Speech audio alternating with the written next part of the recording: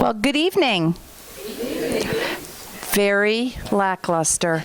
I know we could do better than that. Our first meeting back after the winter months, so good evening. Good evening. That is more like it. Thank you all so much for coming out. I know you're going to be so grateful that you were able to join us. Can we start, as we always have since 1976, ask you to please rise and join with me in reciting the Pledge of Allegiance. I pledge allegiance to the flag of the United States of America and to the republic for which it stands, one nation, under God, indivisible, with liberty and justice for all. Bravo. How often as an adult do you have an opportunity to say the Pledge of Allegiance? Not too frequent, right? So it's a pleasure to be able to share it with you. Let me get my notes, which are quite short, but I have reached that advanced old age where if I don't have notes, I'll forget what I wanted to tell you. We have so much going on at the Beacon Historical Society. Let me tell you that we just completed the first round of our membership drive for this year, and we have paid 350 members so far, which is by far one of the largest historical societies in the area. So I think it's indicative of not only Beacon's great history, but also the fact that we have a great group of people here who are doing fun things, and tonight's program is going to reinforce for you why it's so important to appreciate our history in Beacon and share it with all these new people that have discovered Beacon, right? So we have a lot going on. Let me thank the Elks who are hosting us here. They don't charge us for use of the room. The parking lot is available to us there. And in the summertime, it's dark down here, so it's really great to be able to show slideshows. So would you join me in a round of applause for the Elks Club?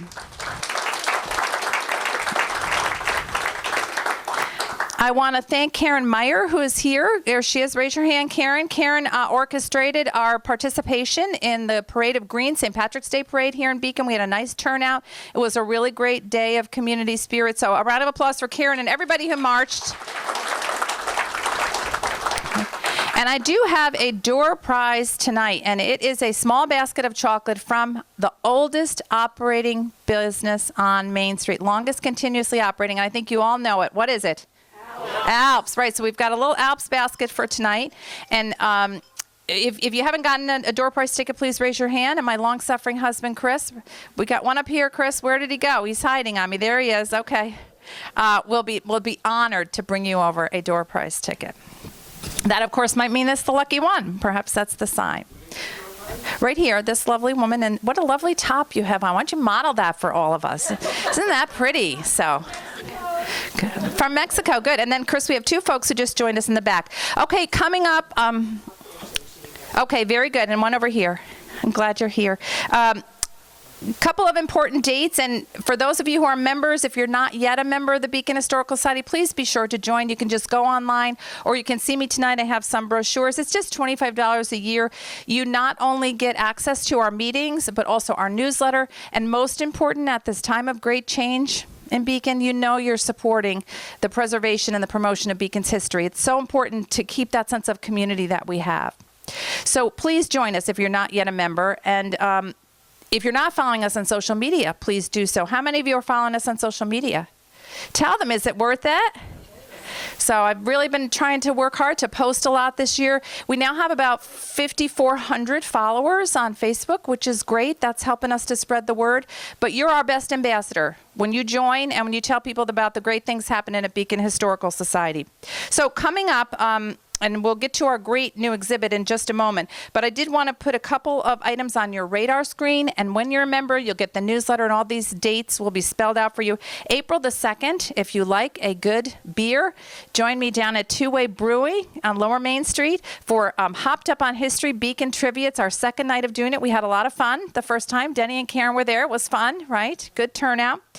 April 23rd is our April meeting of the Historical Society, and we have a professor coming from CUNY, Simon Batts, and he has written a book called The Girl in the Red Velvet Swing, and it is about a woman named Evelyn Nesbit. And if you don't recognize the name, she was at the center of the murder of the century in 1901 when her husband murdered a famous architect in front of 500 people on the roof garden at Madison Square Garden for having I'll use the word deflowered his wife when she was a young girl. And where does he get remanded after he's found guilty, do you think? Madiwan. I know you can say that better. Where does he get sent after? Madiwan, right? And what do you think? Not only does she come to visit him, she's the original Gibson girl. She's a celebrity, and they're millionaires. The murderer is a millionaire. Not only does she come to visit him, but somehow, oops, he manages to escape from there. Maybe his millionaire mother had something to do with that. So Simon Batts is going to be coming and talking about that case and the girl at the center of it all, the girl in the red velvet swing. And then on April the 30th,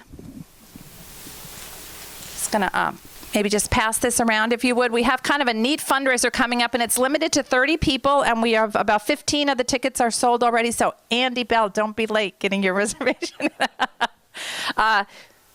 We are going to play the 1955 movie of the same title, The Girl in the Red Velvet Swing. And does anybody want to guess who played Evelyn Nesbit? Femme fatale of the 1950s? Joan Collins. Joan Collins. And, well, you'll see it when it goes around. Famous actors. And so it's just a fun little night with a cocktail. Diane Lapis, our resident cocktail expert, is going to mix us up the Evelyn Nesbit cocktail. And it's at a private residence up in Hidden Brook. And perhaps none of you knew that there are 2 or 3 private residences up in Hidden Brook. And it's going to be there, but capacity is about 30 people. So please let me know.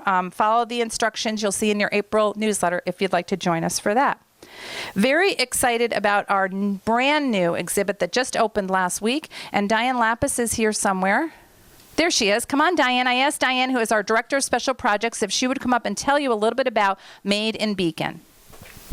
Thank you, Janice. Good evening, everybody. I'd like to thank Diane Murphy for curating the exhibit Made in Beacon. We're featuring over 25 products, companies and industries that produced things in Beacon starting from 1822 to present day. The smallest item is the Alps chocolate, to the largest, which I believe would be Green Fan, which would have been many stories tall industrial fans.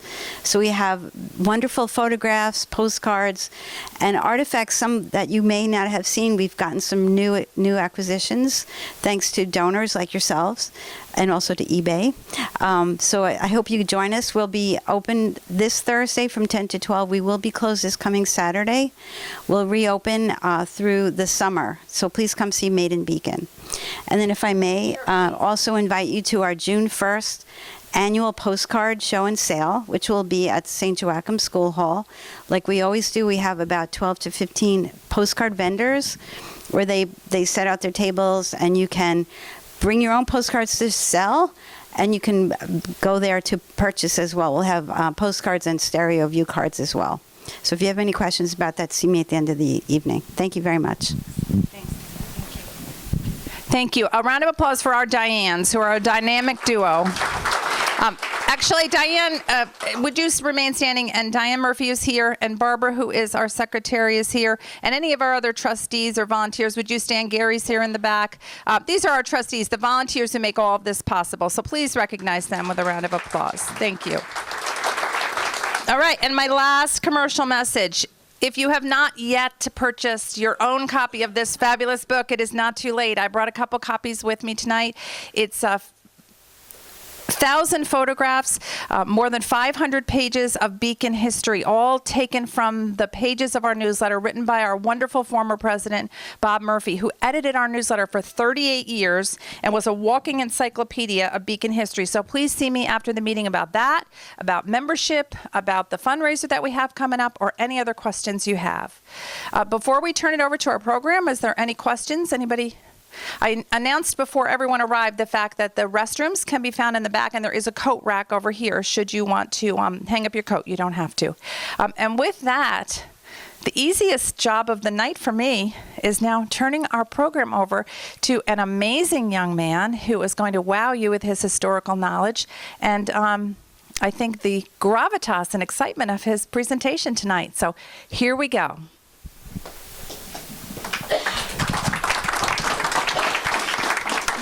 Well, good evening. We are going to begin our show for you in just a few moments, but before we start, just a little extra information about Alex. Alex is 23 years old and a recent summa cum laude graduate from Marist College, where he studied history with an emphasis on the Hudson Valley region. Alex also completed his graduate degree at Marist in Public Administration just this past December, so it's been a busy time with papers, exams, lectures, and shows. He is a published author with articles and essays in the Hudson River Valley Review, the Orange County Historical Society Journal, the American Bottle and Glass Collector Magazine, and the New York State Archives Magazine. And just this past summer, Alex was informed that another one of his articles will be published in the Journal for the Society for Industrial Archaeology. That'll be later this year. Additionally, the New York State Archives Magazine will be featuring another article by Alex in their upcoming edition. Now, all of these articles and essays are on display and available for purchase after today's lectures, and any purchases will go to help pay down his massive student loan debt. Now, he was the past president of the Hudson Valley Bottle Club and more recently was elected as president of the Woodbury Historical Society. Now, Alex has been busy with his lectures and performances on the cello, which was recently awarded a grant this past summer from Orange County Arts Council. In addition, he's on the advisory board for the new Borscht Belt Museum being built in Ellenville, New York, and his work was also recently featured on both Spectrum and News 12 cable news programs. Alex was notified last month that he will be featured on at Marist in their 5th edition of For the Record, which honors students, alumni, faculty, and community members who are anything but the ordinary.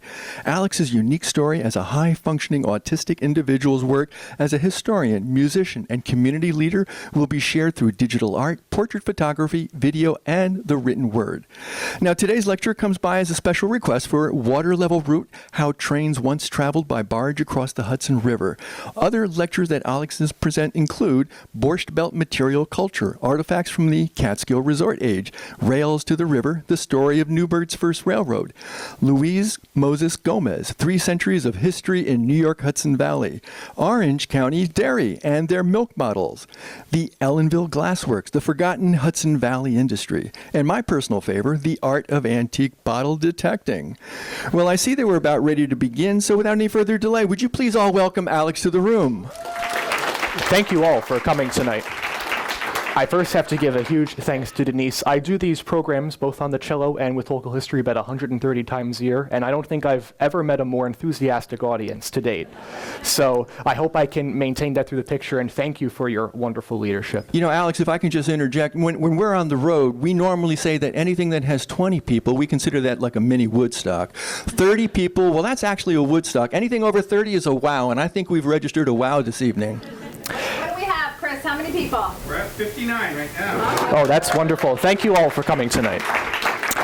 So I spoke to a few people in the audience who have a good memory, and for some background, this program grew out of another staple I have titled Rails to the River, and it discusses Newburgh's first railroad, and that was the Erie's Newburgh branch, one of relatively the earliest in the Hudson Valley. It's opened for service in January of 1850, and the Newburgh branch would grow to perpetuate a lot of other transportational achievements in this region of the Hudson Valley, and one that always struck me as quite interesting was the William T. Hart self-propelled transfer ferry, which will be the crux of tonight's program in discussing some earlier aspects of its history and later as well. So to begin, I always like to start my programs with some geographical reference for the audience. And I like to consider Newburgh and Beacon as a nexus for transportation. On the west side of the shore in the city of Newburgh, we have a lot of different roadways that converge to this crucial area. From the south, we have Route 94, sometimes also referred as Kings Highway, delivering goods from Pennsylvania and northern New Jersey up to this crucial river port. A little bit further north, we have Route 207, a very important roadway in Orange County, servicing the center of the region, principally Goshen, and connecting traffic to Newburgh.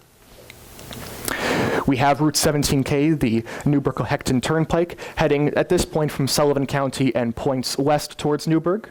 And then further north, we have the Plank Road, Route 52, coming in from Walden. And of course, all these points will be heading eastward across from Newburgh to Fishkill Landing, Beacon, and points further east we'll learn that Boston is a very important landmark moving forward. Now, this is the time before railroads. We're talking generally before 1830. And in showing at this point the real crucial nexus of Newburgh being a transportation hub is no better stated than in the early butter farming industry of Orange County. I like the image below. probably from the 1860s or 1870s of the Newburgh waterfront area. And I use this article from An Idea Worth Millions to show during this time, again, before the railroads, the importance of Newburgh transportational hub. There are old farmers living in that great butter district who remember seeing, when boys, the long trains of... Let's try that again 1 second. There are That's old better. farmers living in that great butter district who remember seeing, when boys, the long trains of big market wagons laden with the golden product of the dairies, passing in almost endless procession over the roads of Orange and Sussex counties annually on that day, all bound for Newburgh and the river. That day was known as the Day of the Big Trip. In 1829, the city of Newburgh shipped more than 3,500,000 pounds of butter, returning $560,000 to Orange County. Imagine that, back in 1829, $560,000 just in the trade of butter. This is before Fluid Milk would be shipped more than 10 years later in 1842. Now, as we go here, a transition would occur during the late 1820s that would affect Newburgh's placement, and that is the Delaware and Hudson Canal. And the early part of this program, you'll see I draw some historical tidbits from one of my favorite works, Between the Ocean and the Lakes, The Story of the Erie, from Edward Harold Mott. And you can see right below, Mott aptly states that the exchanges of the Delaware and Hudson Canal moved that critical trading hub from Newburgh north to Roundout in Kingston Bay.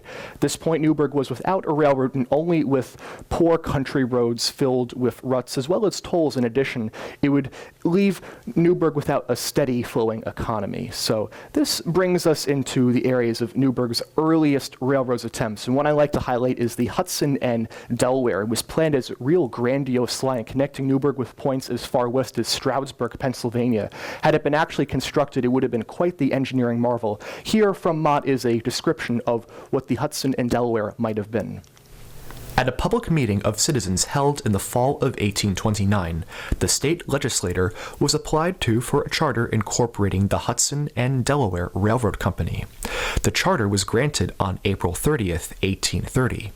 Thomas Powell, whose son-in-law Homer Ramsdell subsequently became a power in New York and Erie affairs, Christopher Reeve, David Crawford, Joshua Conger, John P. DeWint, Charles Borland, John Forsyth, and William Walsh were named as the incorporators of the company.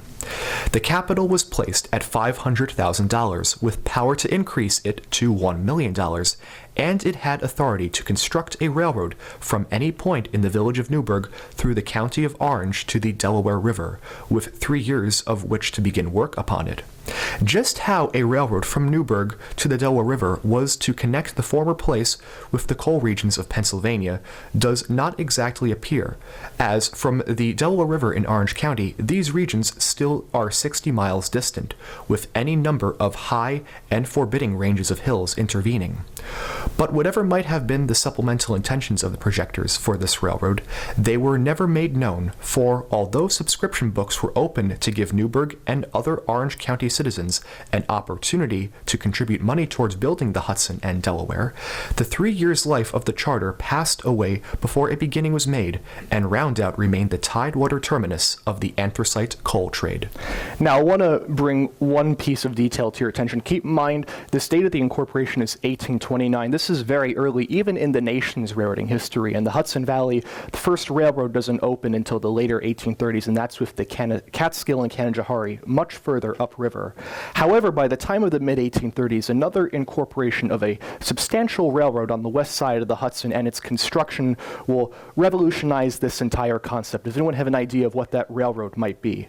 It's one name best known by, starts with an E. The Erie, you got it. And so that brings us to the Erie. When the Erie was first opened in 1851, it was, as stated, a massive trunk line connecting Piermont on the Hudson with Dunkirk on Lake Erie. You can see here, after many reorganizations, by the time it became the Erie Railroad, it extended all the way to Chicago. However, for the purpose today, we're going to focus on a very particular area of the Erie, the very eastern end, known as the New York Division. This ran from Jersey City to the city of Port Jervis. Now, if we zoom in, this is from one of the earlier surveys of the Erie done during 1834. And you'll see to the left, we're coming in through Orange County up from Suffern and Rockland County, and we take a bend at what is today known as Harriman, and then head through the center of Orange County through Monroe, Chester and Goshen, and off to Middletown. And you'll see it comes very close to Newburgh, but misses it by a distance of about 13 miles. So Newburgh is just oh so very close to achieving what it's now wanted for close to 10 years, and that is its own railroad to connect the city with the nation's rapidly growing rail network. How would that connection finally come to transpire? Well, it was through a rather interesting political birth, as I like to call it. And here's a story, this time by about 1845, of how the Erie Railroad's Newburgh branch came to be. Robert Denniston of Salisbury Mills, Orange County, on the line of the long-sought-for railroad from Newburgh towards the Pennsylvania coalfields, represented the district including Newburgh in the state Senate. Thornton M. Niven of Newburgh was a member of the Assembly. They were Democrats at a time when the legislature was democratically controlled. They were not only astute and influential politicians, but they were alert and watchful of the interests in Newburgh.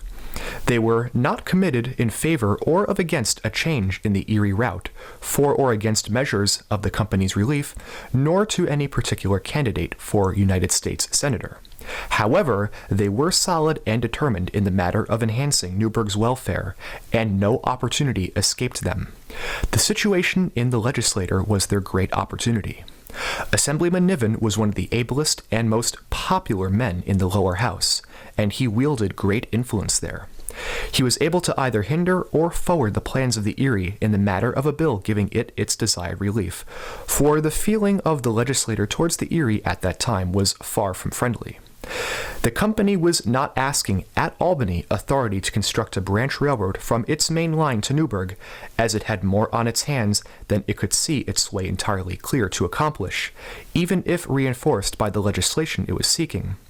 But the Newburgh legislators were resolved that the company should have such authority and agree to build a railroad, or else fail in its appeal for relief. Reading that summary, these two Newburgh legislatures had some of the controlling votes in perpetuating the Erie's funding, and in exchange for those votes for funding, they received the proposal for a branch line to Newburgh, and that would be the Erie Railroad's Newburgh branch.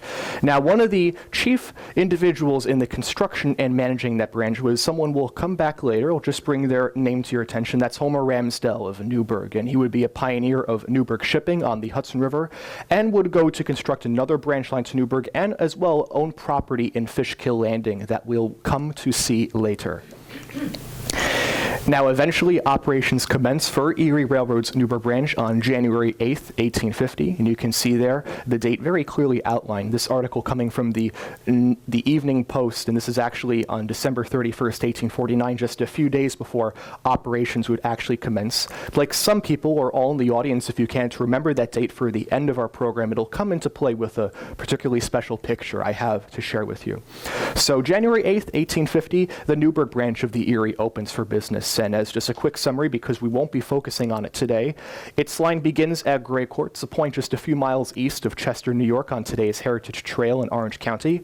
As we head northwest, we'll pass through towns and villages such as Craigville, Blooming Grove, Washingtonville, generally the center of the line and one of the most populous in terms of local industry, Salisbury Mills, Valesgate, New Windsor, West Newburgh, and then finally Newburgh. So again, to reiterate, January 8th, 1850, this opens for business shortly before the entire Erie line is ready for business in itself.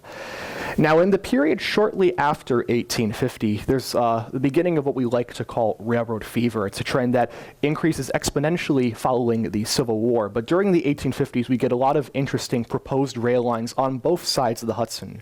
Beginning on the west, a few I like to share with you is in 1853, the Newburgh and Syracuse Railroad, running from Newburgh to Syracuse via Albany. It's a line that will somewhat be mirrored by the West Shore coming many decades later. In 1866, we have the Newburgh and Middletown Railroad running from Newburgh to Middletown. That will later be mirrored in the 1880s by the New York, Ontario, and Western Railway's Middletown branch. In January 1868, we have the Newburgh and Wallkill Valley Railroad, one that was never built in its entirety, Newburgh to Walden by Vales Gate. And then in the 1868, we have the Newburgh and Kingston Railroad, again also mirroring the West Shore in some areas. And below I have two newspaper articles that represent some of those periods as well of these proposed railroads. We have the Newburgh and Syracuse proposed there, as well as the Newburgh and Midland running to Middletown. Now, one of these proposed that was eventually implemented was simply known as the Eries-Newburgh shortcut. Now, its purpose is rather interesting and rather geographical in nature. In white, you can see the route of trains going to Newburgh, which was rather cumbersome if you take a look. You see down from Harriman, it would be logical to go straight up, but something exists here right in the center. Does anyone want to take a guess what land formation is right there? Your closest, Storm King. I think I sort of, Scunnamunk, you got it. So right there is, of course, Scunnamunk Mountain, the highest mountain formation in Orange County. So that caused trains on the main line to have to go a significant amount of miles to the west before then heading up to Newburgh. So by 1869, what we call the Newburgh shortcut opens for business. And this allows, you see in yellow, passing through towns like Central Valley, Highland Mills, Mountainville, and Cornwall, and to meet at Vales Gate Junction. Coal trains could now head up the main line of the Erie and then up the Newburgh branch, and then coming south, almost in a triangular fashion, head back down the shortcut to points at Piermont and Jersey City. So that again is the Newburgh shortcut opening in 1869. So we've talked a lot so far about rails on the west side. Let's now move to the east. And of course, just to picture our frame of mind, we'll be very critically during this program looking at this river trade between Newburgh Landing and Fishkill Landing, with William T. Hart coming very soon. So a few important dates in Dutchess County railroading history that will help to reinforce what will be coming. So in 1831, we have the earliest discussions for Hudson River Railroad terminals in Dutchess County, very early in time, a little bit before the Erie itself was incorporated. In 1848, we have the New York and Harlem, today's Metro-North Harlem line, opening for service on the eastern end of Dutchess County. A few years later, in 1851, the Hudson River Railroad, today's Hudson Line, opens for service, and this is when Beacon itself receives its first railroad down at the area of Fishkill Landing.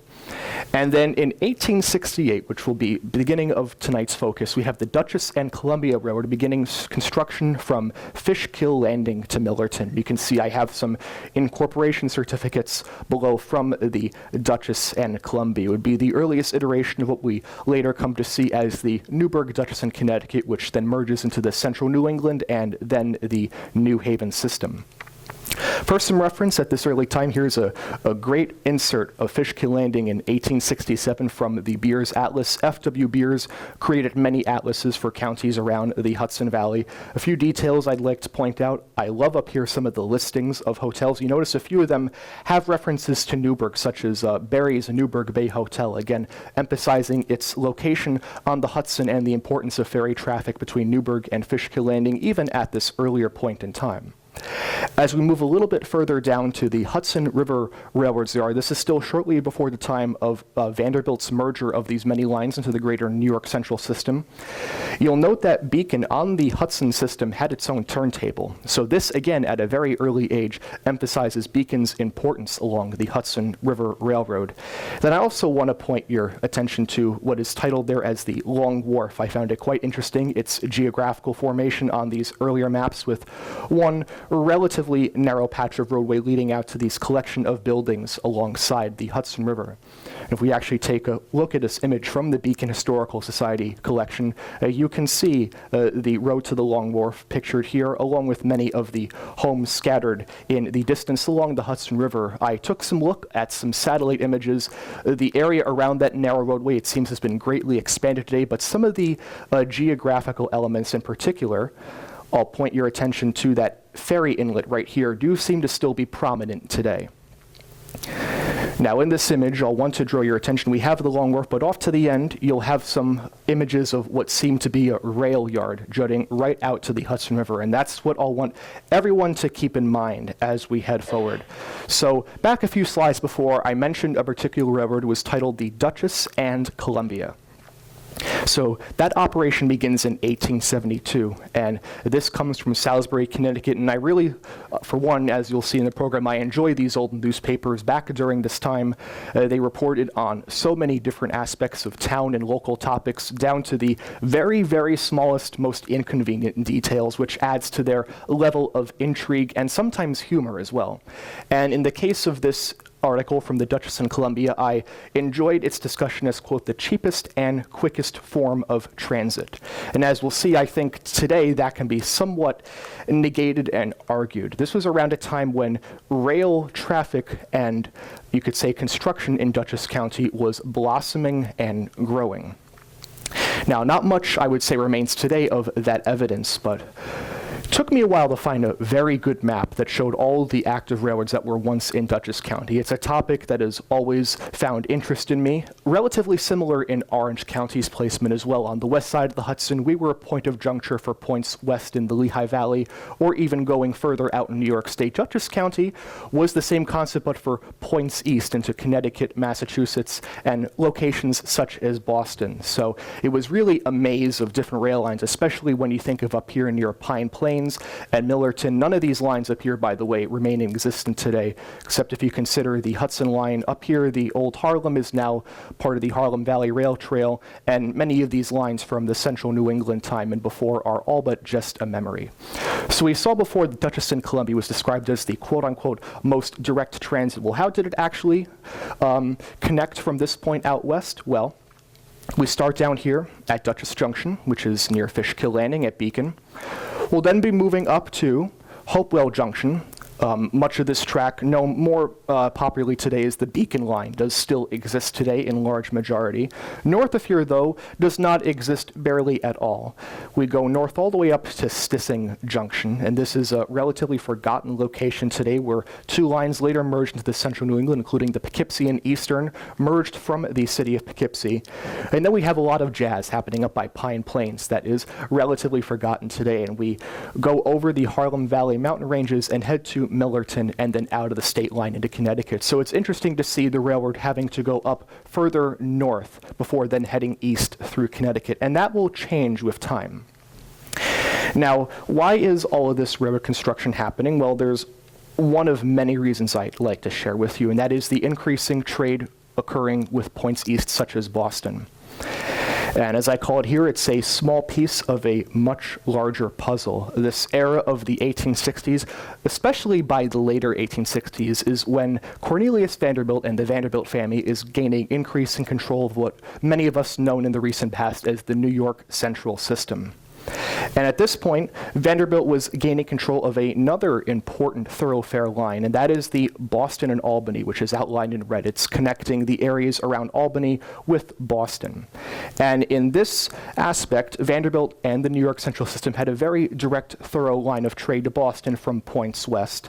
And that, of course, from the area of Beacon would go up to the Albany region and then out east. And many lines were out to try to, you could say, compete against this method of traffic. And one of them happened to be a line from before in our program, and that was the Erie.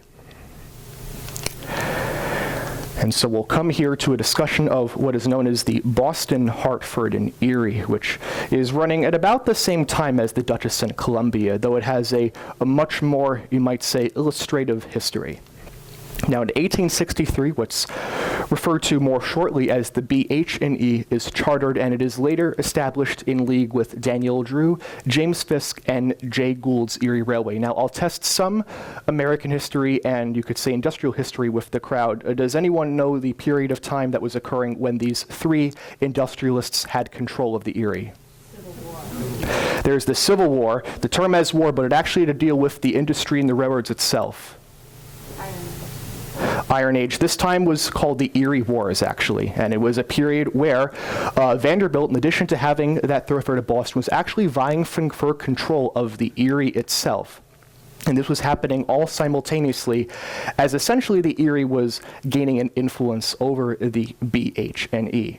Now in 1867, that line completes 236 miles of its route from Boston to the Hudson, much of which was built originally by a line called the Hartford, Providence, and Fishkill. Now what's among the remaining trackage? It's 76 miles from Waterbury, Connecticut to Fishkill Landing. Now, in 1867, you might remember that name from before, Homer Ramsdell. He sells his Newburgh and Fishkill ferry and lands in Newburgh known as Long Dock for $410,000. We'll see why relatively shortly, but in a little bit, I always like to make comparison. $410,000 today is approximately $8,596,000 in today's dollars. Now, the BH&E sounds like an excellent concept. It's a direct connection from the port at Fishkill Landing, going straight out to Boston and over a much more, you might say, even trajectory. Instead of using the Dutchess and Columbia line going all the way up to Millerton and then out east, you go essentially on a more even line through Danbury and Waterbury as then heading out towards Providence and then Boston. It's a great idea. However, 1870, the BH&E goes bankrupt. And you can see here from Evansville, Indiana, this was a really crucial point in the Erie War history. The line itself actually petitioned in bankruptcy. And it has a bit of a creative and an interesting edge to that story of bankruptcy that we will uncover. So to begin, in the March of 1870, the BH&E fails, and it owes Homer Ramsdell $407,000 for that ferry operation we discussed before. And we'll go, I think, very soon to the equivalent price today. 1870 to 1873, and this is where it gets interesting now. John Eldridge, who served as the president of the Erie and the BH&E in quick succession, remember that discussion of influence we had earlier, he secured a $4 million through BH&E bonds, and the Erie ultimately paid the cost of its failed subsidiary, total topping that would be $10 million actually, and here I also have the equivalent coming very soon. Now in 1872, Homer Ramsdell repurchases the Newburgh and Fishkill ferry and property of the BH&E at Dennings Point, and that's a fraction of the 1867 sales price. So he sold it for $407, was able to use that again to repurchase that property at a much lower cost by the time the BH&E is thoroughly bankrupt. And then in 1881, Ramsdell waits 9 years to finance the Dennings Point Brickworks, likely, as I say, waiting for a major railroad to stimulate revenue in Fishkill Landing now that the Boston, Hartford, and Erie has failed. Now, as a comparison, that $10 million is equivalent to $258,605,000 today. So that was really a hefty sum to put forth by the Erie Railway at a time when itself was dealing with financial woes within its own war with Vanderbilt between Gould, Fisk, and Drew, in addition to having to cover the failure of its subsidiary, the Boston, Hartford, and Erie. Now, I say at the very end, Ramsdell was likely waiting for an additional new railroad to stimulate revenue in Fishkill Landing, and that would come in the way of the New York and England. And as I like to say, it completes that vision originally put forth by the Hartford, Providence, and Fishkill, and later the Boston, Hartford, and Erie. So to begin in 1873, I'll refer as its common abbreviation, the NY and NE is formed as the successor of the Boston, Hartford, and Erie with the same goal of reaching Fishkill Landing. Now, in 1877, that earlier line from before, the Dutchess and Columbia Railroad, is reorganized as the Newburgh, Dutchess, and Connecticut. And with only 58 miles of tracks in Dutchess County, the Erie found it as an unprofitable connection to Boston. You'll also consider how it went much further north to Millerton before going east, unlike something like the Boston, Hartford, and Erie, which went directly straight through Connecticut. Now, the Newburgh, Dutchess, and Connecticut would develop an interesting working relationship with the New York and New England. By 1907, it was later merged into the larger central New England system, along with the New York and New England. Now, in March of 1881, the New York and New England successfully connects with the Newburgh, Dutchess, and Connecticut at Hopewell Junction. That's a point just a few miles west of here. Many might know it once as a very prominent railroad junction in its past. And 6 months later, the first train from Boston to Fishkill Landing successfully operates. And to show here, we have the final New York and New England route. You can see here very clearly outlined black. Unlike going all the way up to Millerton, that track's still in place by this time. We're now going straight across Connecticut generally before then heading northeast to Boston, as represented by our trip here. So this brings us into the discussion of car floats, of heading across the Hudson River. And when mentioning the car floats to particularly rail enthusiasts, this might be what is in mind. Most typical car floats are aided in transport by barges, and they are even still used today. In fact, here I have an image, I should say more so a video, of a car float in action. And you'll keep in mind the tugboats in the rear helping that move along. It's an impressive feat to see how many rail cars at once can be transported by barge across a body of water.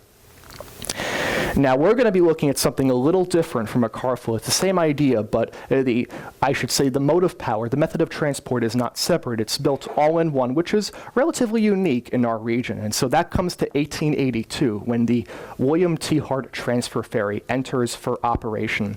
You can see in this article any of the titles with our own city. Our own city refers to the Poughkeepsie Evening News.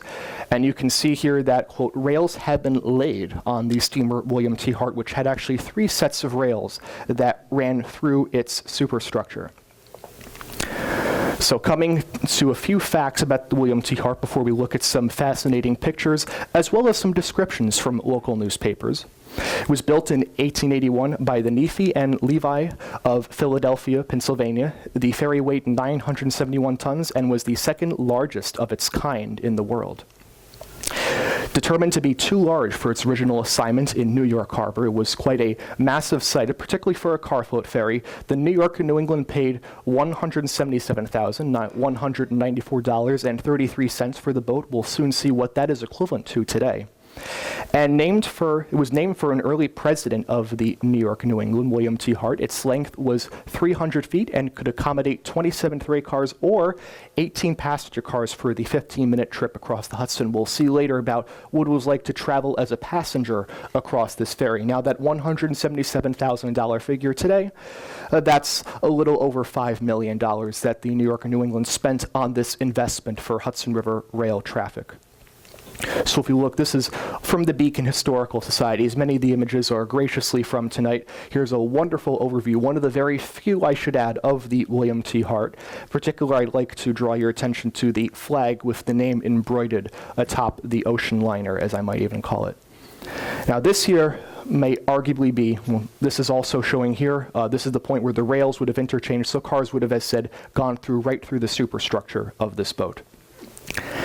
Now this might be one of my favorites. This was used actually in some of the advertising for this lecture. This again shows right through the William T. Hart. You'll see the individual, I guess you might call channels, through which the freight cars would be loaded. The middle logically first, so that the boat would not sway or capsize in either direction. It must have been rather interesting in its day to see this ferry loaded. A shame that video technology was not at its prime back in 1881. So this is the Hart. Let's look at some of the docks at which it would have been interacting with. Again, there you can see the channels. So this is on the Newburgh dock. This is the west side. And what you actually see here is the terminus for the West Shore Railroad yards. It's a little bit south of the Erie's yards, generally an area where a Steelway shipyard is located today in Newburgh. You can see a neat Hudson River ocean liner there out in the center of the image. So there you can see the Hart present. It's docked with the shore, and we'll see those docking procedures and how it actually would have met. And I also want to draw your attention there's the West Shore's turntable. The Erie didn't actually have one, so the West Shore had, and later the New York Central, had quite an active riverside presence in Newburgh. Now moving a little further up, these are the Erie Railroad's yards, which were stub-ended. For a few geographical landmarks, you'll see here Union Station. Now, this actually refers at this time to a structure that served both the Erie and the New York Central. In 1909, the New York Central would build its own station, a brick structure, which is today better known as the Pizza Shop.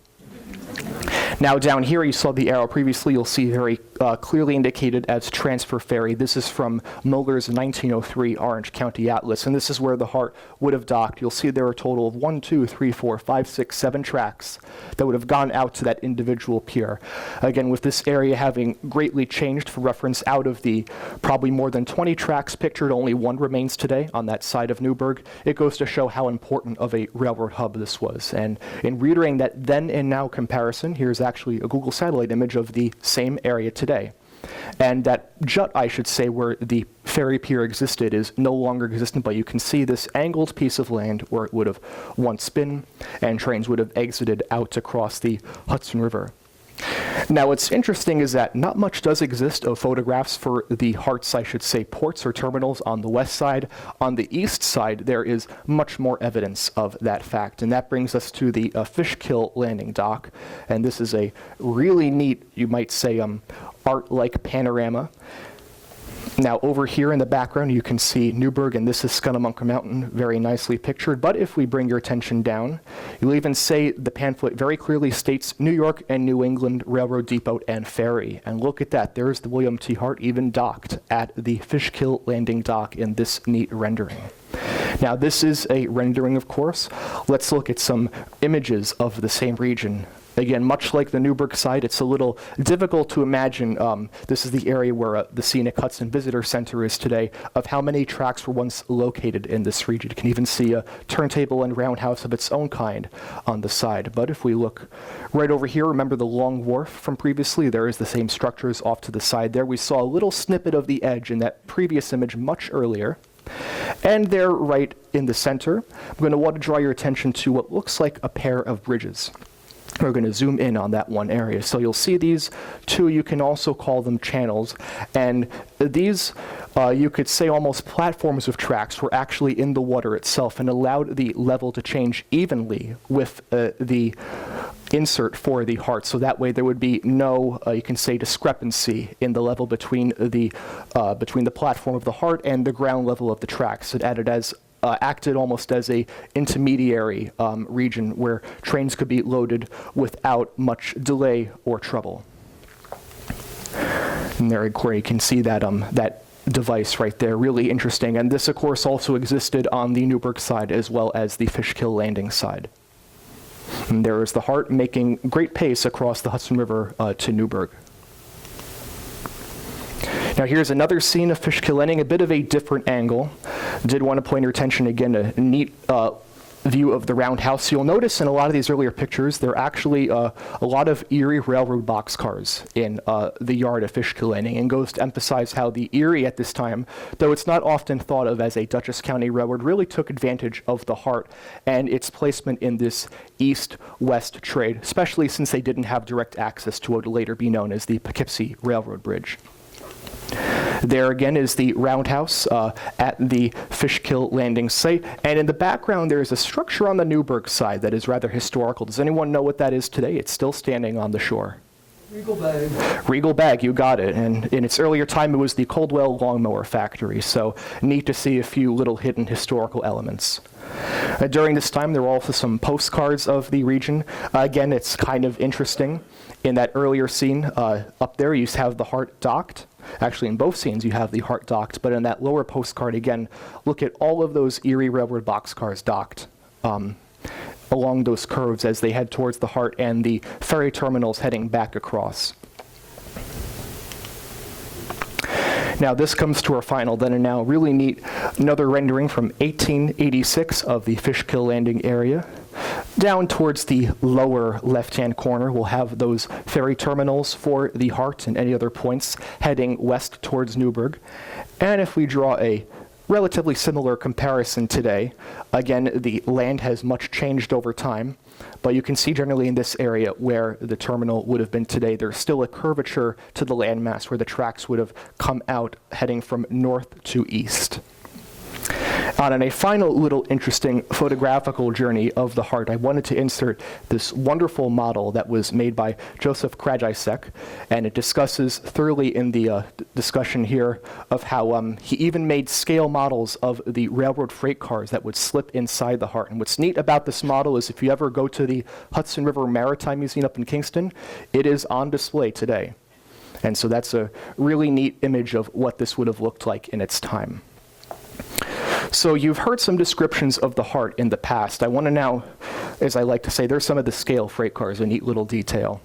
I'd like to draw your attention. I always enjoy showing what the current times thought of innovations like this. So here's actually a description. This comes from 1882, January 31st, 1882, from the Poughkeepsie Eagle News, and it's a period description of what they thought of the William T. Hart. She has 2 decks, 2 boilers, 2 smokestacks, and 2 engines, each having a 46-inch cylinder and 9-foot stroke, and condensing drop fire boilers provide the steam. Her engines are low pressure and of about 700 horsepower. The engines and paddle wheels work independent of each other so that if it is desirable to turn the boat quick, one wheel may be turned back and the other forward, and she is steered by steam apparatus. It's interesting to have that concept of where to turn it if it was such a heavy weight and a large ship that you could actually reverse the motion of the paddle wheels to have that operational. Really goes to show the size of this machine on the Hudson River. Now, in so many of these historical uncoveries, we find these descriptions of the topic itself. We find images. What we often miss are descriptions of the people themselves who operated them. So I was very happy to find this description, again coming from the Poughkeepsie Daily Eagle in 1883, discussing some of the ferrymen on board the William T. Hart. The transfer ferry boat William T. Hart has been provided with 2 crews and now runs night and day. She has 4 pilots, 4 engineers, and a corresponding number of firemen and deckhands.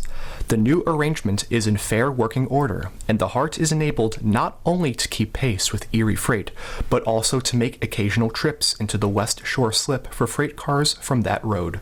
Again, note interestingly how this newspaper article takes notice of the difference between the Erie Slip and the West Shore Slip as Newburgh's 2 primary railroads during this period.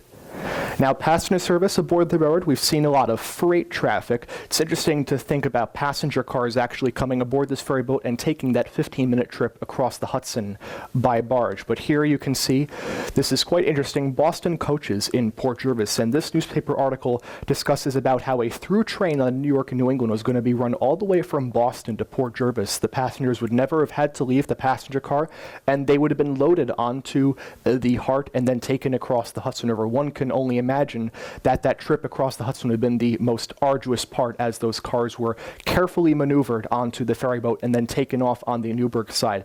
Not to mention, if this is fully accurate, they would have had to gone down that very narrow, earlier built Newburgh branch before then heading the main line at Chester to head to Port Jervis. Very interesting concept. That's not the only example we have of passenger service on the Hart.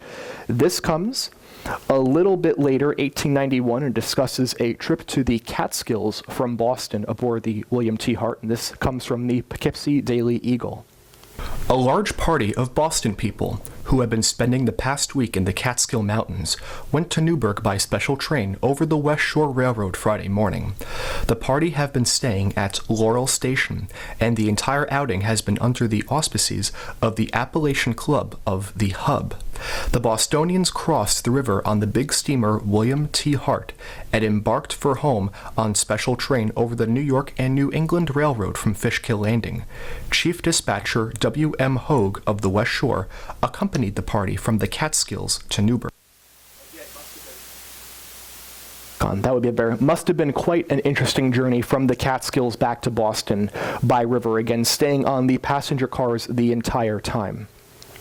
Now, there's even a discussion here of the popularity of the William T. Hart in this earlier time among other railroads, and this brings us to the New York, Ontario, and Western Railway, which in this article from the Middletown Daily Times discusses about how the O&W was going to transfer its coal cars across the ferry that would then again head east towards Boston. And it says here that the ferry boat could carry 17 of those loaded coal cars at once.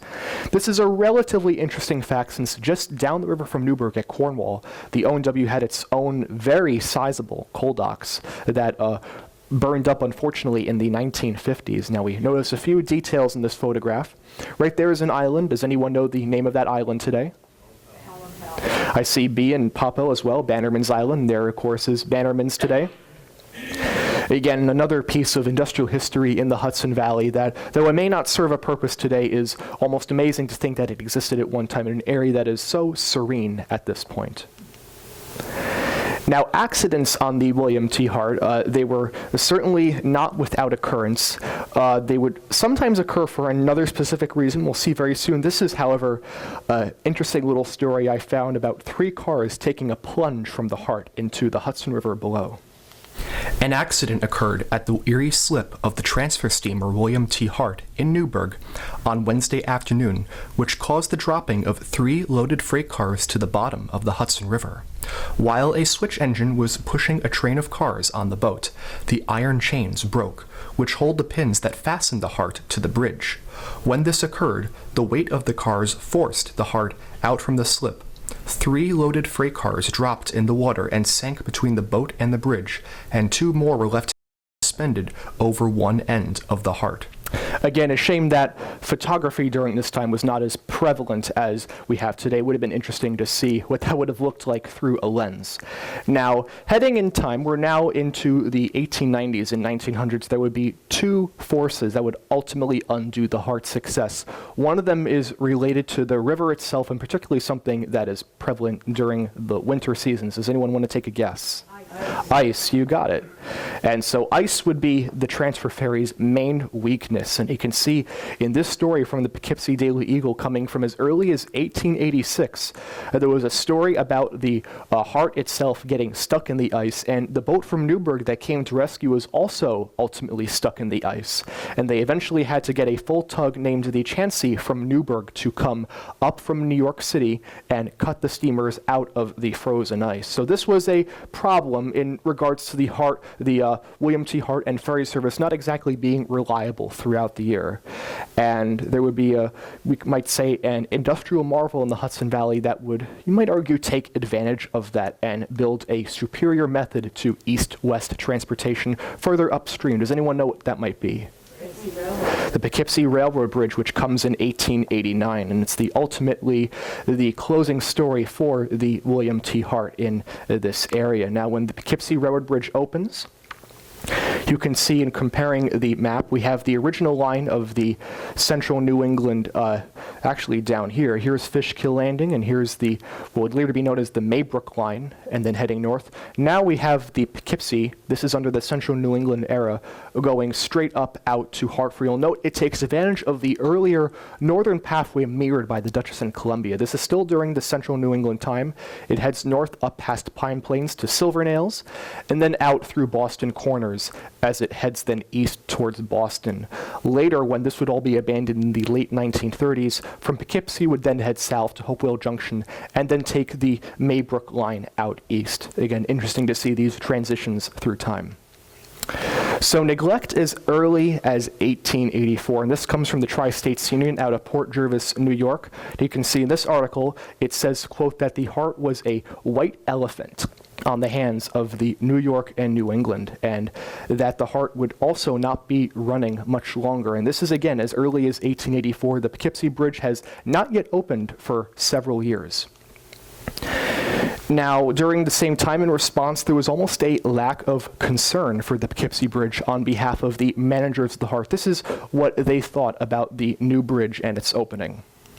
An expert who has had access to the necessary documents has informed us that a very careful computation shows that the expense of transferring a car from one side of the river to the other by the steamer William T. Hart is just 1/5 as much as it costs to do the same thing over the Poughkeepsie Bridge, using the entire cost of each plant as the basis of calculation. That looks as if the bridge wouldn't drive the Hart off the river right away.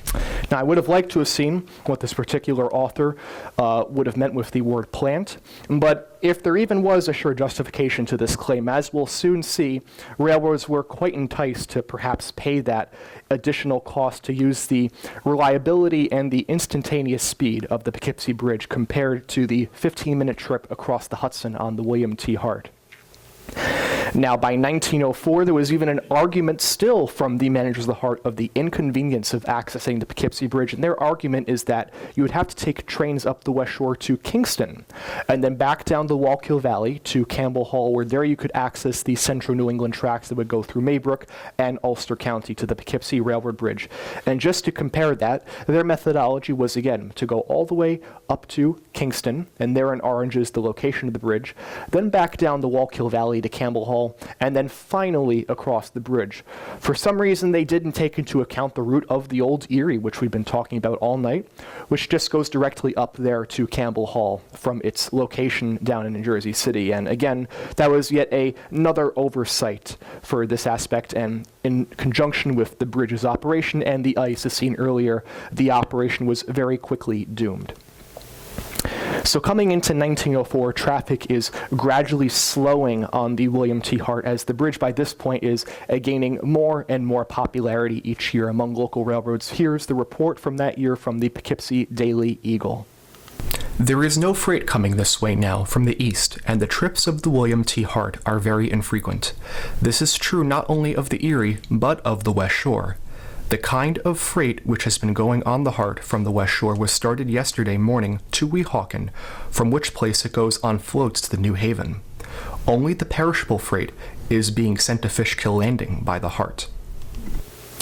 Now, as we'll see, there was some claims of a new ferry on the Hudson still in 1904, and you can see there, it was even claimed that that new freight could battle with the ice compared to the William T. Hart. This is the argument made that the old ferry could not do that and it would be larger as well as having a side wheel. However, we take it to 1905, it's very clearly stated that the William T. Hart would never run again from the Poughkeepsie Daily Eagle. And then finally, in closing this part of our story, with the Hart gone, there's even an additional article from the Poughkeepsie Daily Eagle, which even states that Newburgh's place in the east-west railroad traffic situation of Hudson Valley has diminished and almost come to an end entirely. After June, Newburgh will not be the railroad center it is now. The freight trains, which have been running in there daily and which were transferred from the Erie by means of the William T. Hart, will not rumble in. The busy freight yard will be no longer busy. The big freight house, filled with busy clerks, will not be needed. The transfer platform will be idle, and the freight handlers, car repairers, and others will be working elsewhere. Some of them perhaps in Campbell Hall, but at least not in the Erie yard there. There will be simply enough men to handle the local business, and level-headed men who know all about the Erie will have another guess coming. So far in the program, we've started back in the late 1820s. Now we're at the time of the 1880s, 1890s, and 1900s. So let's take a trip look back to Newburgh and see what's happening as another railroad is entering this story. And that brings us to the New York West Shore and Buffalo, which in itself has its own interesting story of creation. Now, the earliest part of the West Shore was opened as the Saratoga and Hudson River Railroad in 1866, much further north up towards Albany. Now, 2 decades later, coming much more interestingly, the New York Central and Pennsylvania railroads were in a bitter state of competition. And the key issue, well, while the New York Central was building its South Pennsylvania Railroad into its competitor's territory, the Pennsylvania itself was considering acquiring the West Shore. What became, as at this point you can see, an increasingly heated debate that was mediated by none other than J.P. Morgan on his yacht, the Corsair. Negotiated by him, the New York Central would acquire control of the West Shore in exchange for the former halting its construction into Pennsylvania, and that is how the West Shore would come under New York Central control for the rest of its operations. Now, in looking at the scene at Newburgh during this time was quite a bustle of activity as we head down into the yard area. Here in white, we have the earlier Newburgh branch, again opened in January 8th of 1850, heading downhill. You can see that outlined here. Then starting by this would be in the 1870s, and then under New York Central control by 1886, we have here the New York Central's West Shore Division, also known as the River Division sometimes. Now, key to the aspect of the William T. Hart's operation, as well as this point between Newburgh and Fishkill as a railroad hub, were the coal terminals, and I should say piers, of the Pennsylvania Coal Company, which were seen almost as an alternate and just as important location to the terminus of the Delaware and Hudson Canal up and around it. They would remain in operation through the 1920s. You can see those first here in red. We have again the Newburgh branch, just for clarification. Those 2 piers here are for the coal docks of the Pennsylvania Coal Company, and also to draw your attention, this here is the West Shore's ferry slip for the William T. Hart.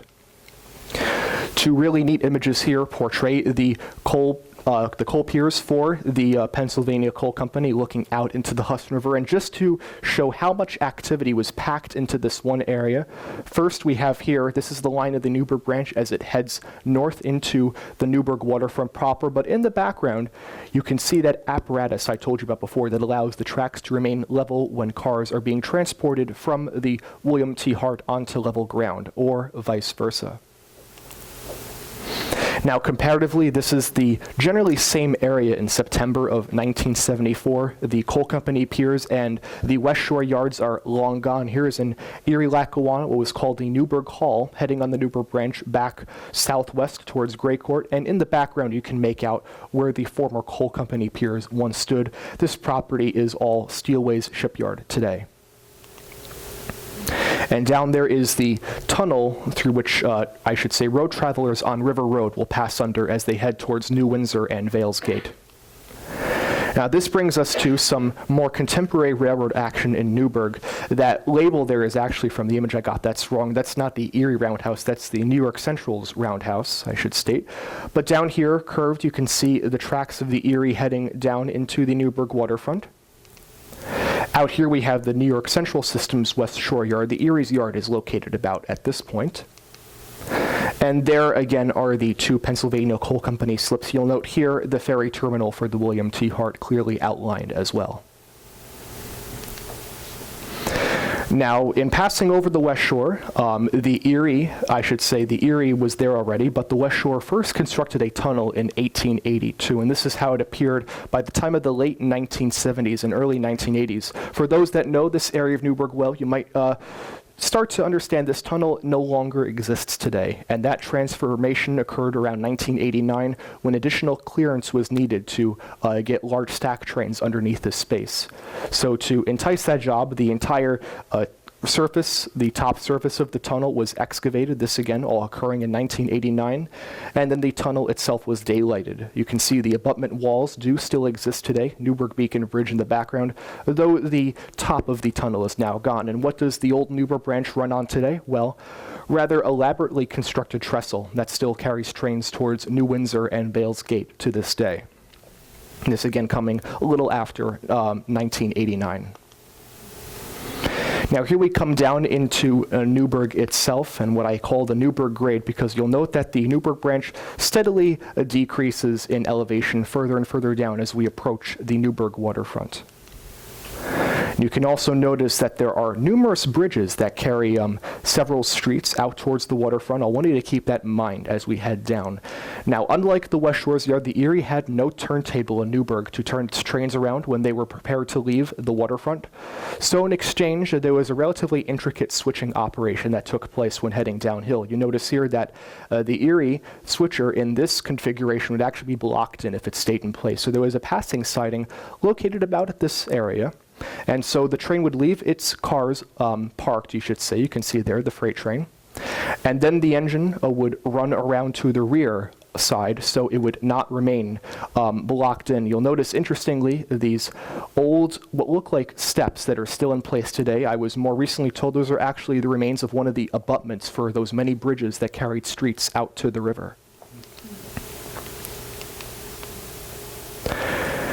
And then now with the train at, I should say, the rear end of its consist, it will continue across Washington Street and into the Erie's, by this time, the Erie Lackawanna Yard. You'll notice back here, off to the left-hand side, we have the West Shore Station. That is now the pizza shop, for some context.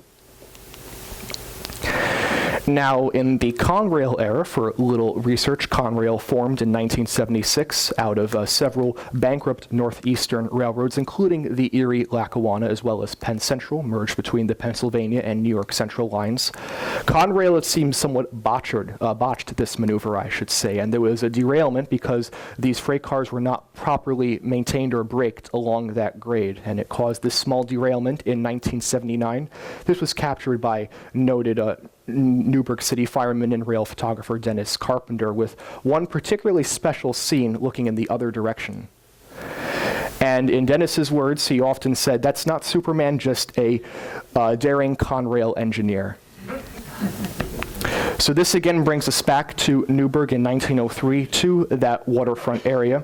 Again, pointing out that Union Station, the hub of activity. Now, back in 1864, the station was actually a little bit further north at Front Street. And you'll see that here, a really neat early 1864 image. This is actually from Dennis Carpenter's collection. And among the engineers pictured here is Dennis Carpenter's grandfather. I believe that would be Fred Carpenter. And you can see there 1864 at the lower right-hand corner of the photograph.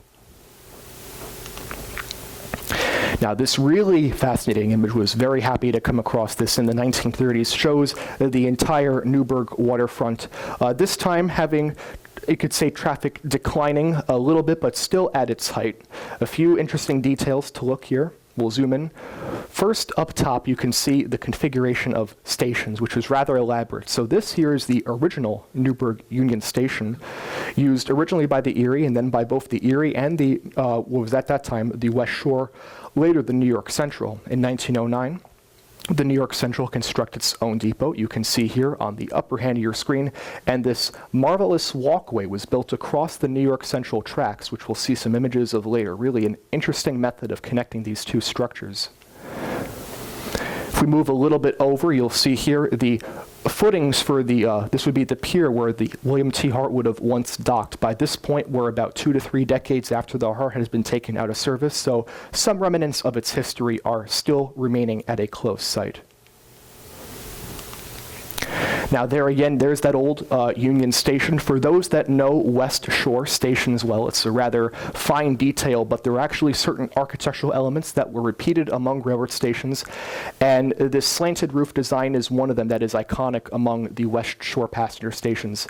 These taken in 1909 by Erie Railroad employee James Bailey, who traveled the line and took about 5 pictures of each freight and passenger station. They are marvelous pieces of history that have been preserved. There again, seeing that walkway crossing over the New York Central tracks. Now, as far as the Newburgh Freight House, this actually outlasted that Union Station, which was dismantled around 1937 and 1938. You'll see the interior scene is from 1952, and there are images from the 70s even that show this structure still standing in what remained of the Erie's yard in Newburgh. Now, coming to what I call the North Yard, which is where most of the activity happened, you can see from both air and from land. Note in the rear, we have the William T. Hart actually parked at the Erie's slip. I believe I have an arrow there. Something else I want to point out, I have this derrick crane that you can see right there. And for those that know the waterfront Newburgh well, you might know that crane does still stand proudly today in the parking lots. And it's the earliest picture, I think, is from 1896 that we found of the derrick crane. And I'm sure with a little oil, it'll probably still work even. And there, of course, again emphasizing is the William T. Hart parked there next to the ferry slip. Now, the final passenger train, and this is when some of our story begins to come to an end. This is in April 27th, 1938. This is the final service to Newburgh on the Erie. This is also the time at which the Newburgh shortcut, the second Erie branch to Newburgh, is abandoned. And additionally, we'll see a lot of changes happen in Dutchess County railroading at this time as well. Now, in these images, I want to draw your attention to that one building in the rear. It's one of, I should say, very few structures along the Newburgh waterfront that is still standing today. You can see a comparison again along, this is Water Street in Newburgh, right against the river. And this was also the time in 1938 when that Union Station, again pictured here, is being dismantled. You can see some images here of the, was titled here, a local landmark being removed, and that of course is the walkway that once passed over the New York Central tracks. And of course, this came into a time when this structure, which we've referenced before, the 1909 Newburgh Station, is much better remembered and of course still standing today. Now, it's interesting to note that Beacon on the New York Central line had an equally, I would argue, opulent brick station along the New York Central, and that's this building right here in the center. Was built in 1915, and from some recent research, in addition to a great article that the Beacon Historical Society published in their recent newsletter, I learned that after a substantial fire in the waiting room was eventually demolished in 1976. But you can see its location here amidst the, this point, the New York Central passenger platforms, still in the same location today as the present station. Now, this comes a little more contemplatively, probably in the early 1950s, showing the Beacon Station, but you might notice one interesting detail. Those passenger cars in front are of New Haven design. And of course, they were able to still access this point because they owned what was then known as the Beacon branch, what little remained of the old Newburgh, Dutchess, Connecticut, heading down from Hopewell Junction into Fishkill Landing and Beacon. You know, the New Haven may not be well remembered as a railroad of Beacon, but it did hold a very important place in the region's history, especially heading back to the turn of the 20th century. Now, I mentioned the late 1930s was another very important transition in Dutchess County's railroading history, especially during the latter part of that decade. Starting in 1937, this is when we get a period of mass rail abandonment in Dutchess County. It's interesting to see as early as 1937, the concept of rail trails was being discussed. This is an era when still many railroads across the Hudson Valley and the country are quite prosperous, but in Dutchess County, a total of 104 miles of trackage, much of which was central New England, later New Haven right-of-way, particularly at the northern end of the county, was all being I should say, disassembled. And though there was an argument to create, as they called, hiking paths, today much of those lines are forgotten to nature. And even for me, it's taken me a long time to get an understanding of where all the many different routes once traversed, especially in the northern part of the county. So for comparison, you might remember this route earlier, showing all the lines in Dutchess County, especially up here. And so then after, generally 1940, this is what we get in exchange, and the lines in black is what we'll be emphasizing. There are 4 major rail lines left, starting with the Hudson Line, which is still fully active today. We have the Harlem Line, which was originally extended all the way up to Chatham, New York. Today it only extends to Wassaic, about in the center of Dutchess County. And then there are 2 others. There is the Maybrook Line, which extends from the Poughkeepsie Bridge and then heads south through Hopewell Junction, and then down into Brewster and then points east. And then there's one more that this map does not emphasize, and that's the old remains of the Beacon Line, one of those earlier short lines that survived all these years of transformation, extending from Hopewell Junction down to Beacon. And this will bring us into the 1960s and 70s and the close of our program today. So back in Newburgh, circa 1967, this was the time period of the Erie-Lackawanna, which was formed 7 years prior out of the merger of the Erie and its rival, the Lackawanna. Note in mind with this image that derrick crane in fine use there and probably still could be used today. Now, I always enjoy images. Before you saw the New Haven passenger consist at Beacon, it's relatively unusual to see. I always enjoyed those unexpected scenes in history. And in this image here, we get that again because the Erie and Lackawanna roads merged. You often had shared equipment during these earlier stages. And here in 1963, you have a fan trip heading out to Newburgh with Lackawanna diesel engines, which previously were never really seen on the Hudson north of Hoboken. So another fascinating sight off to the side here. The right side, you have a Lackawanna engine with the Beacon shoreline in the background. Now, this was also still in the mid to late 1960s, an important area for switching between the Erie-Lackawanna and the New York Central. Even to this age, the Erie and EL not necessarily remembered as a railroad once prominent in Newburgh. For comparison, the image to the right, the line in white here, is the New York Central West Shore Main Line, the River Division, while everything in blue here is the Erie and later Erie-Lackawanna. So coming up to 1975 is the earliest discussions we have for terms of abandonment for the Erie Railroad's Newburgh branch. You can even see here that really a lot of different lines around Orange County and points west and east were being considered for abandonment, some of which have fortunately survived today. The one I'm thinking of particularly is from Campbell Hall Junction to Montgomery in central Orange County. That's currently a very successful branch line being operated by the Middletown and New Jersey. Interesting to see in 1975, it was almost scrapped like many others in Orange County. And so there were a few interesting discussions for why abandonment might take place. Do I actually have?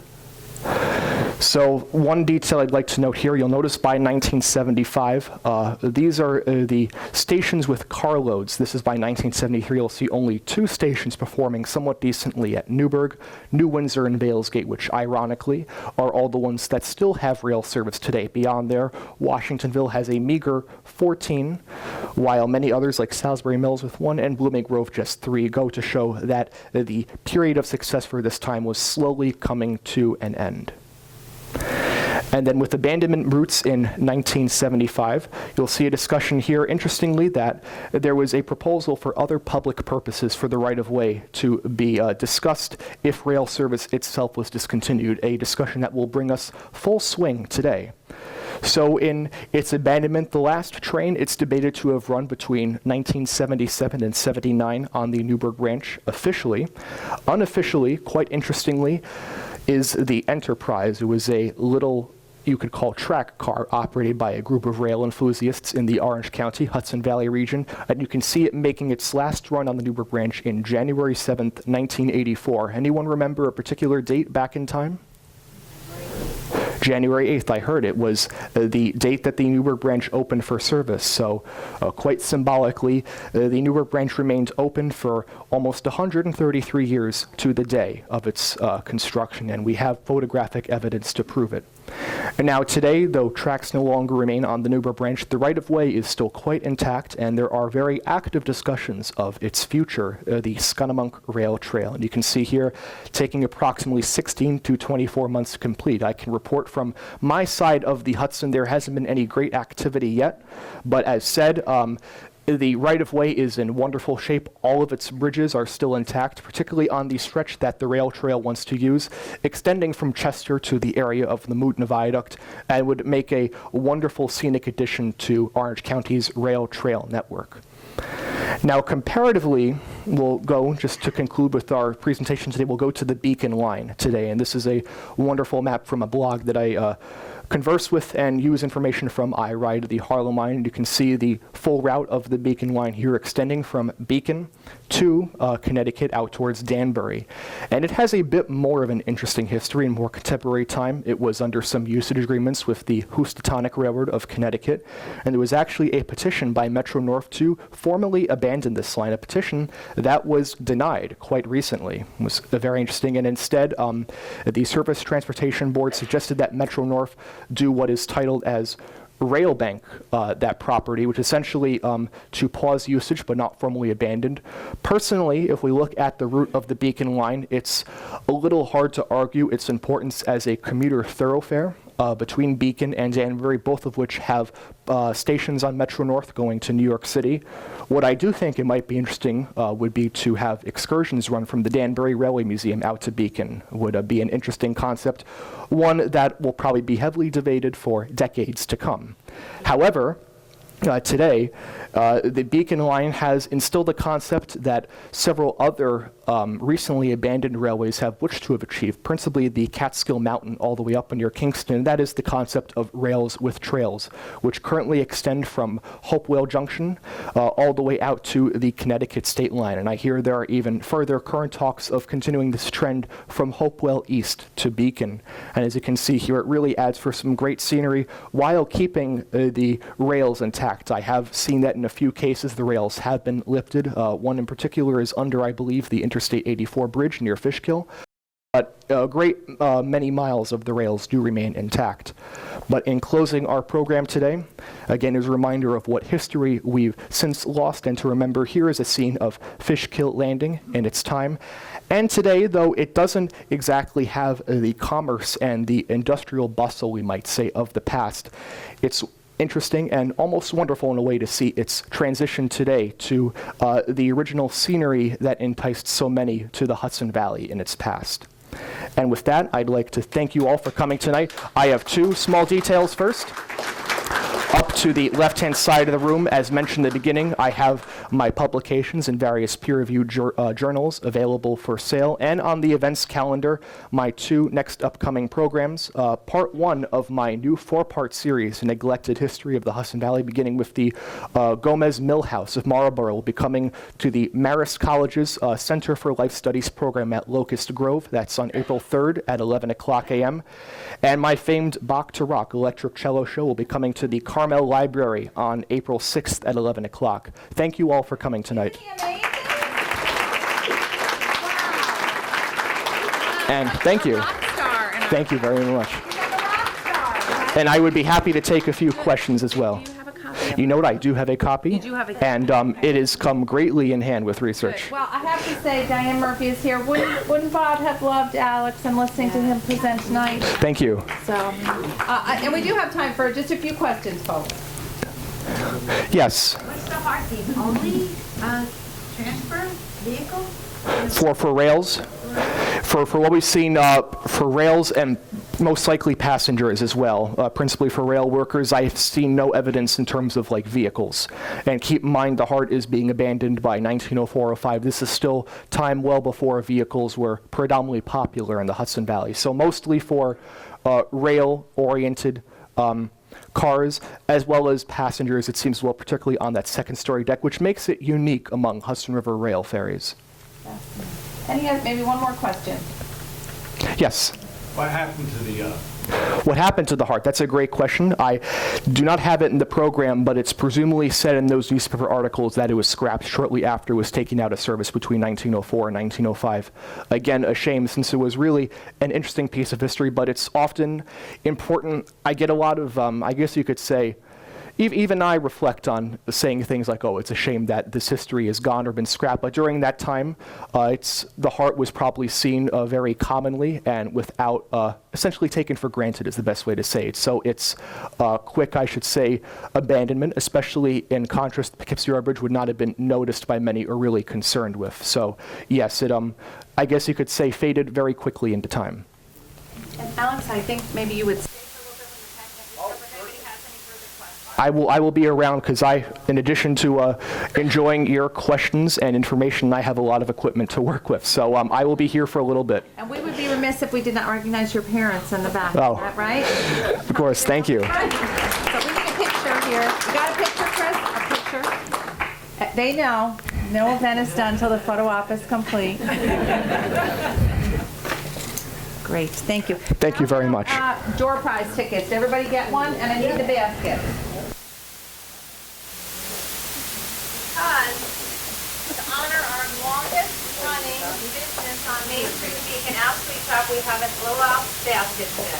So everybody has a day on the ticket. Put some pressure on you. Go ahead. Draw. Get my glasses and I'll read it. Okay. The lucky winner is 07908. Who's still in it? 6. 08.